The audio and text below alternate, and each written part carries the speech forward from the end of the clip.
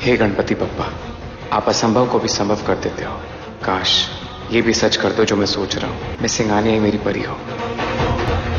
हे Ganpati Bappa, please अब मेरे विश्वास को डगमगाने मत देना। बाकी सबसे तो मैं फिर भी लड़ लूंगी, कहीं राजीव से ना हार जाऊं। उन्हें देख के जो मुझे उलझन होती है, बस उसे सुलझा दीजिए भगवान जी।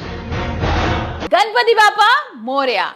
परिणीति के आने वाले एपिसोड में भाई एक अलग ही ट्विस्ट देखने को मिलने वाला है। यहाँ पर जो राजीव है उसको ये तो समझ में आ गया कि नीति कहीं ना कहीं कुछ उससे छुपा रही है, क्योंकि यहाँ पर जेल में मिलने आ जाती है दिलजीत के पास, और उसने मना करने के बावजूद, मतलब उसने मना किया था कि भाई अगर तुम मिलने गई ना तो मैं तुमसे सारे रिश्ते तोड़ दूंगा, और भाई मुझे ये भी लगने लगेगा कि तुम कहीं ना कहीं मिली हुई हो सारे लोगों के साथ, और शायद तू चाहे कितने भी दाव पेच खेल ले परी, पर जीत तो अंत में मेरी ही होगी। ये घर, ये संजू, ये सब कुछ मेरा है और मेरा ही रहेगा। तुझे मैं ये सब छीनने नहीं दूंगी।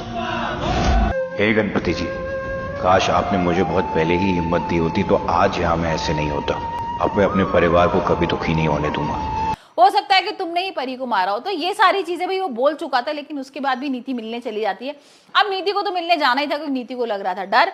नीति को ये था कि भाई दिलजीत एक दो डंडे खाएगा पुलिस वालों के तो यहाँ पर सारा सच उगल देगा, और हो सकता था वो बोल भी दे, क्योंकि यहाँ पर परी उसको डंडों से बहुत मार के गई है, और यहाँ पर उसका पूरा मुंह वगैरह सूजा हुआ था, और ये देखकर तो नीति और डर गई थी। नीति को लग रहा था कि अब इसकी पिटाई लगी है और अब परी मेरी पिटाई लगाने वाली है। गणपति बप्पा मंगल मूर्ति, गणेश जी महाराज की जय। अब आप सब लोग प्रसाद लेके जाइए। सॉरी कोई बात नहीं, मैं इसे साफ करके आ जाती हूँ।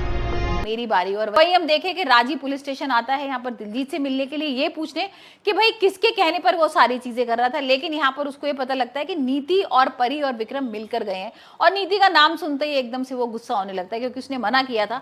और अब देखते हैं कि नीति अब क्या जवाब देती, क्योंकि नीति वही सोच रही है बार बार कि जब राजीव मेरे से पूछने आएगा तो मैं क्या बोलने वाली हूँ उससे, क्योंकि अगर मैंने उससे झूठ बोला तो यहाँ पर बहुत बड़ा नाटक हो जाएगा। वैसे ही उसने बोल दिया कि अगर तुम दिलजीत से मिलने गई तो सारे रिश्ते तोड़ दूंगा। और वही हम देख रहे हैं कि अंबिका समझा रही है परी को। अब परी और जो राजीव के बीच में एक केमिस्ट्री बनना शुरू हो गई है। यहाँ पर हमने देखा ही था एक रोमांटिक सा मोमेंट भी हुआ था, डांस भी किया था बारिश में एक दूसरे के साथ, और यहाँ पर वो छोड़ने भी आ जाता है।